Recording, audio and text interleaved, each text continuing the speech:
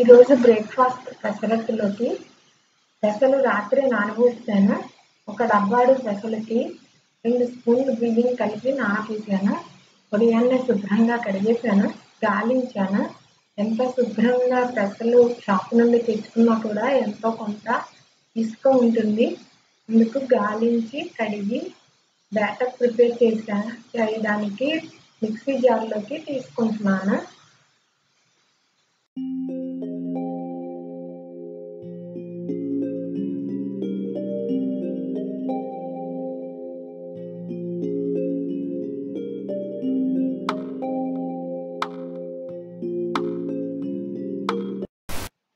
నానిన పెసలు బియ్యం మిక్సీ పట్టి బ్యాటర్ ప్రిపేర్ చేశాను.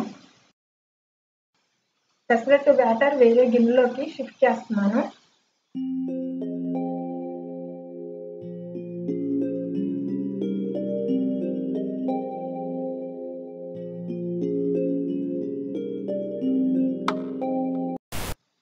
ఇప్పుడు ఈ బ్యాటర్లో ఉప్పు సరి చూసుకోవాలి.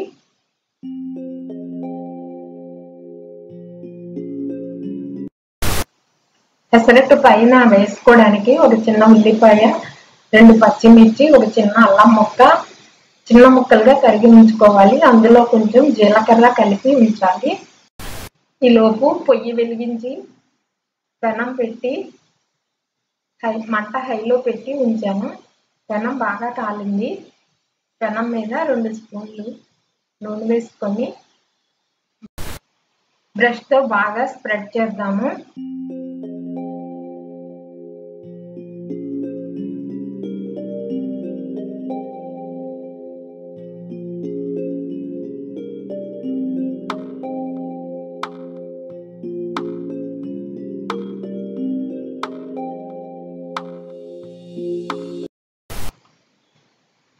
రెండు గరిటెలు పెసరట్టు పిండిని తీసుకొని పెనం మీద వేసుకొని బాగా స్ప్రెడ్ చేద్దాము. పెసరట్టు రౌండ్గా వచ్చినట్లుగా పిండి స్ప్రెడ్ చేసుకోవాలి పల్చగా.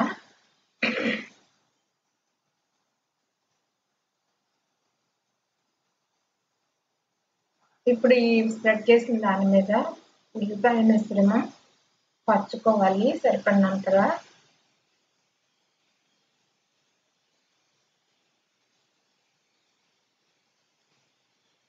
ఇంకా కొంచెం పడుతుంది.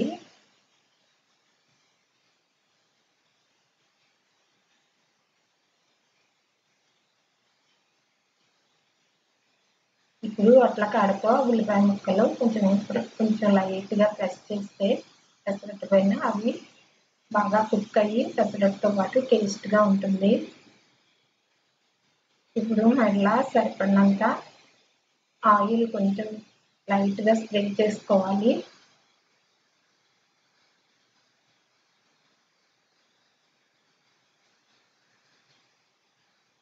ఇప్పుడు మంట పెంచుకోవాలి.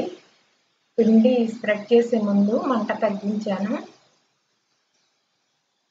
సిమ్లో పెట్టి పెసరట్టు పిండి స్ప్రెడ్ చేశాను.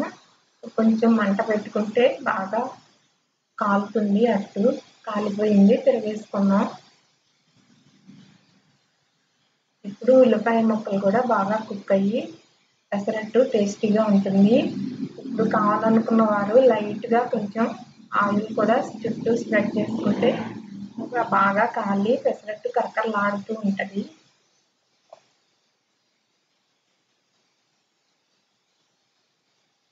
పెసలు కదా, ఆ పెసర పొట్టుతోటి బ్యాటర్ అంతా చక్కగా బాగా కాలి కరకరలాడుతూ టేస్ట్ బాగుంటుందండి.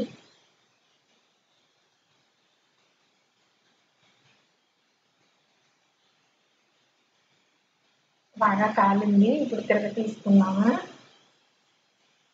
2 ఉల్లిపాయ ముక్కలు కూడా బాగా ఫ్రై అయ్యాయి. సర్వింగ్ ప్లేట్లో తీసుకున్నాం. మంట కట్టేయాలి.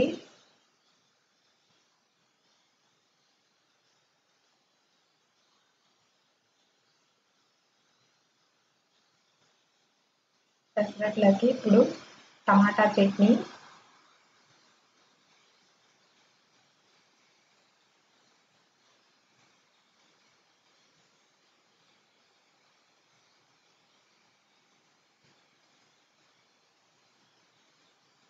కొంచెం అల్లం పికిల్ తీసుకుంటే పెసరట్టు చాలా టేస్టీగా ఉంటుంది. వేడి వేడిగా కరకరగా పెసరట్టు రెడీ.